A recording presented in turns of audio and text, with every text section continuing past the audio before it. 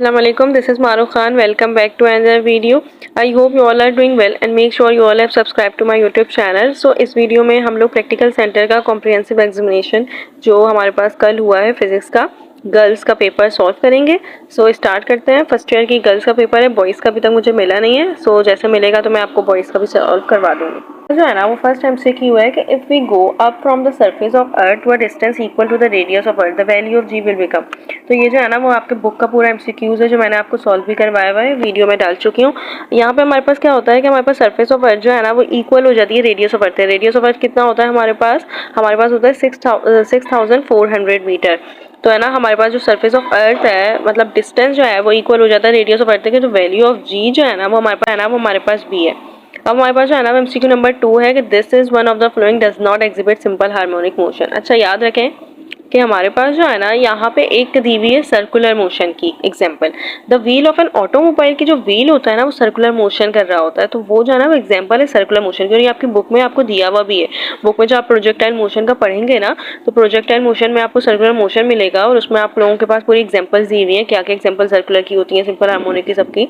तो उसमें आपको मिल जाएगी कि व्हील ऑफ ऑटोमोबाइल जो है वो हमारे पास सर्कुलर मोशन की एग्जाम्पल होती है जिसमें हमारे पास कांस्टेंट वेलोसिटी होती है और सेंट्रीपिटल एक्सीलरेशन होती है।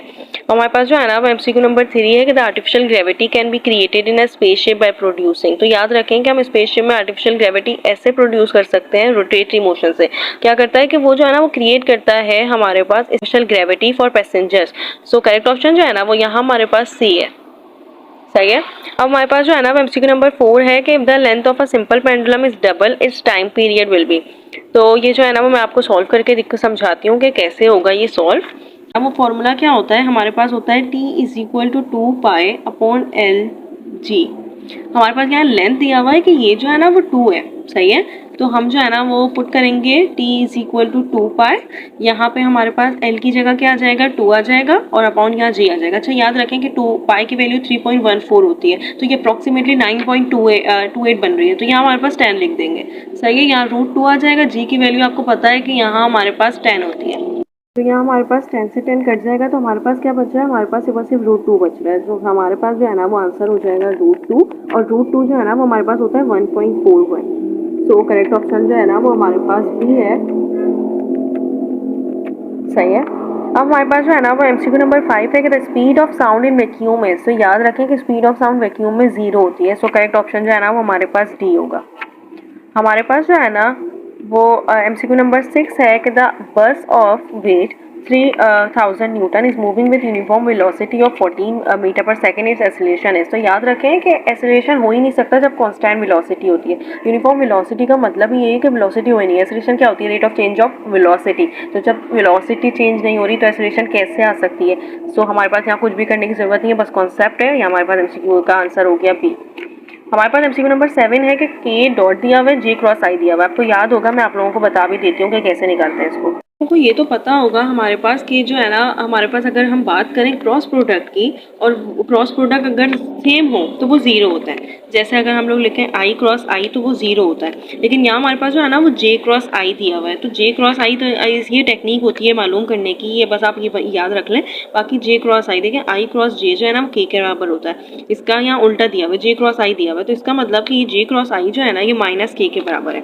सही है। अब हमारे पास जो है ना वो K डॉट K किया दिया हुआ है। अब यहाँ जो है ना वो माइनस का साइन था। अब आपको पता होगा कि जब हमारे पास ये क्रॉस प्रोडक्ट 0 होता है तो डॉट प्रोडक्ट 1 होता है, दोनों सेम है। तो यहाँ 1 आ जाएगा लेकिन ये माइनस का साइन जरूर आएगा। सो करेक्ट ऑप्शन जो है ना वो हमारे पास -1 है। सो करेक्ट ऑप्शन जो है ना वो हमारे पास क्या है, -1।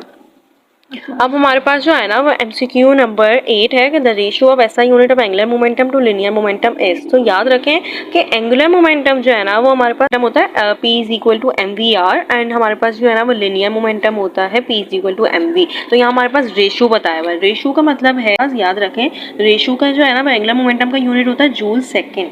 सही है। और हमारे पास लिनियर मोमेंटम का होता है ना वो हमारे पास होता है न्यूटन सेकेंड। सेकेंड से सेकेंड कट जाएगा और हमारे पास जो आंसर होगा वो जूल पर न्यूटन होगा क्योंकि इनका जो रेशियो होता है वो जूल पर न्यूटन होता है। सो करेक्ट ऑप्शन जो है वो हमारे पास डी है। अब हमारे पास जो है ना वो एमसीक्यू नंबर 9 है कि the both kilowatt hour and electron volt are the units of. तो याद रखें, हमेशा याद रखें कि हमारे पास जो पावर होता है ना वो हमारे पास होता है वर्क अपॉन टाइम। सही है। सो यहाँ आर तो है ना नीचे आना चाहिए था, पर आना चाहिए था पावर में। ये हमारे पास एनर्जी का यूनिट होता है। एनर्जी आप लोगों को पता होगा कि एनर्जी जो है ना वो पावर मल्टीप्लाई टी होता है। तो पावर कितना हुआ, किलोवाट हो गया पावर, और आर टाइम हो गया। सो एनर्जी का यूनिट जो है ना वो किलोवाट आर होता है, और इलेक्ट्रॉन वोल्ट भी हम एनर्जी को ही देते हैं। आप लोगों ने देखा होगा काइनेटिक एनर्जी और फोटोन वगैरह, जिसमें हम लोग इलेक्ट्रॉन वोल्ट में लेते हैं। सो करेक्ट ऑप्शन जो है ना यहाँ ई है। अब हमारे पास एमसीक्यू नंबर 10 है कि the power of a convex lens of focal length 1/2 metre is. Power और कॉन्वेक्स लेंस का बहुत इजी फॉर्मूला होता है। हमारे पास जो है ना वो फॉर्मूला होता है power is equal to 1/f। तो यहाँ हमारे पास जो है ना वो क्या दिया हुआ है, 1/2 दिया हुआ है। आप लोगों को पता होगा कि जब ऐसे दिया हुआ होता है तो हमारे पास जो है ना ये ऊपर चला जाता है। सो हमारे पास जो है ना वो फोकल लेंथ जो है वो मतलब पावर जो है ना वो हमारे पास क्या होगी, 2 होगी। डायोप्टर इसका यूनिट होता है। सो करेक्ट ऑप्शन जो है ना वो हमारे पास बी है। अब हमारे पास जो है ना एमसीक्यू नंबर 11 है कि the angle between centripetal and tangential acceleration in circular motion है। तो याद रखें सर्कुलर मोशन में सेंट्रीपिटल और टेंजेंशियल एक्सेलरेशन के दरमियान जो एंगल होता है वो हमारे पास 90 होता है। अब हमारे पास एमसीक्यू नंबर 12 है कि the kinetic energy is always. तो याद रखें काइनेटिक एनर्जी हमेशा हमेशा लेस देन होती है स्टैटिक फ्रिक्शन से। ये आपको पता होगा कि काइनेटिक फ्रिक्शन क्या होती है। काइनेटिक फ्रिक्शन मूविंग बॉडी में होती है और स्टैटिक फ्रिक्शन जो होती है रेस्ट बॉडी में। तो रेस्ट बॉडी का जो है ना वो जो फ्रिक्शन होती है वो ज़्यादा होती है। तो हम लिखते हैं कि स्टैटिक फ्रिक्शन इज ऑलवेज, हम ऐसे लिखते हैं कि F S is always F greater than F के। सो यहाँ काइनेटिक फ्रिक्शन पूछा हुआ है तो kinetic friction is always less than static friction. अब हमारे पास जो है ना एमसीक्यू नंबर 13 है कि किताबुल मनाजिर वाज रिटन बाय। तो याद रखें किताबुल मनाजिर जो है ना ये आपको याद रखना पड़ेगा, मेमोराइज करना होता है किसने कौन सी बुक रखी लिखी है। किताबुल मनाजिर जो है ना वो रिटन की थी अब्दुल हैतम ने। सो करेक्ट ऑप्शन जो है ना वो हमारे पास यहाँ बी है। जो है ना वो एमसीक्यू नंबर 14 है कि the two perpendicular vectors have a magnitude of 3 newton and 4 newton are added their resultant has a magnitude of. तो जब भी दो वेक्टर्स परपेंडिकुलरली जो है ना क्या है होते हैं तो उनका रिजल्टेंट का जो फॉर्मूला होता है ना, टू परपेंडिकुलर वेक्टर्स जो है ना उनके रिजल्टेंट का हमारे पास जो है ना वो फॉर्मूला होता है रिजल्टेंट इज इक्वल टू, यहाँ हमारे पास रूट लिखते हैं हम, यहाँ ए स्क्वायर आता है प्लस हमारे पास बी स्क्वायर आता है। सही है। ए कितना दिया हुआ है, 3 दिया हुआ है हमारे पास। वो बी कितना दिया हुआ है, 4 दिया हुआ है। 3 3 9 होता है, 4 4 16 होता है। हमारे पास जो है ना ये 25 होगा, रूट 25 हमारे पास 5 होता है। सो जो करेक्ट ऑप्शन है ना हमारे पास वो है हमारे पास 5 न्यूटन।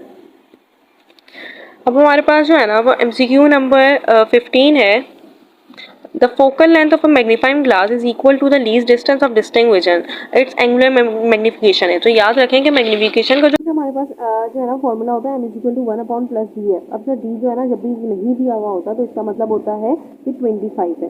अब इन्होंने पहले ही कह दिया कि फोकल लेंथ जो है ना वो डिस्टेंस के बराबर है, तो इसका मतलब फोकल लेंथ 25 ही होगी। 25 मतलब कट गया, 25 1 25। तो यहाँ 1 प्लस 1 कितना होगा, हमारे पास 2 होगा। तो मैग्निफिकेशन जो है ना वो हमारे पास 2 होगा। तो हमारे पास जो करेक्ट ऑप्शन है ना वो हमारे पास है 2, क्योंकि उन्होंने कहा हुआ है इक्वल टू था। बस ये फॉर्मूला होता है इक्वल कहा हुआ है least distance of distinct vision. तो बस ये करेक्ट ऑप्शन भी हो जाएगा। अब हमारे पास एमसीक्यू नंबर 16 है कि bullet is fired horizontally with 20 metre per second in the absence of air friction it horizontal velocity component after 2 second है। तो देखिए हमेशा याद रखें कि इसकी में बात हो रही है प्रोजेक्टाइल मोशन में, आपने हॉरिजॉन्टल वेलोसिटी की बात पढ़ी होगी। ये वर्टिकल होती है और ये हॉरिजॉन्टल होती है। हॉरिजॉन्टल एक्स होता है, वर्टिकल वाई होता है। तो याद रखें हॉरिजॉन्टल में आपने पढ़ा होगा कि वी एस जो है ना वो वी नॉट एक्स के बराबर है, इसमें कोई टाइम नहीं होता। जितना भी टाइम गुजर जाए हॉरिजॉन्टल वेलोसिटी कांस्टेंट रहती है। तो यहाँ जितनी भी दूरी होगी वही आंसर होगा। तो करेक्ट ऑप्शन जो है वो हमारे पास 20 है। अगर यहाँ बात की जाती वर्टिकल वेलोसिटी की तो फिर हम लोग फॉर्मूले से लगाते हैं जिसका फॉर्मूला होता है हमारे पास माइनस जी टी से हम कर देते हैं। तो ये करेक्ट ऑप्शन जो है वो हमारे पास बी है कि कांस्टेंट रहती है हमेशा। हमारे पास जो है ना वो लास्ट टाइम से क्यों है if the velocity of a body is double and the mass become 1/4 of its initial value the kinetic energy will be। तो एनर्जी का जो है ना वो हमारे पास फॉर्मूला होता है 1/2 हमारे पास होता है mv²। अब देखें इन्होंने हमारे पास कहा हुआ है कि मास जो है ना वो 1/4 है और वेलोसिटी जो है ना वो हमारे पास 2 है। अब यहाँ हमारे पास जो है ना वो mv ऐसे ही आता रहेगा और यहाँ 1/2 आ जाएगा ये ऐसे ही। अच्छा याद रखें कि हमारे पास 2 2 से क्या हुआ 4, ये वेलोसिटी हो गई और ये मास है हमारे पास। तो 4 से 4 कट जाएगा तो हमारे पास क्या बचा 1/2 mv² बचा। तो मतलब काइनेटिक एनर्जी जो है ना वो एग्जैक्टली सेम हो गई। सो करेक्ट ऑप्शन जो है ना वो हमारे पास होगा, करेक्ट ऑप्शन होगा हमारे पास रिमेन सेम कि if the velocity of a body is double and the mass become 1/4 then the kinetic energy will be remains the same. That's it. If you have any query regarding these MCQs, so let me know. Inshallah, I will tell you and solve your query. And if you like this video, then share with your friends too. है ना वो हमारे पास first year girls का paper था। Boys का paper भी मुझे अगर आप डीएम कर देंगे तो मैं जो है वो करवा दूंगी। एंड अल्लाह हाफिज़।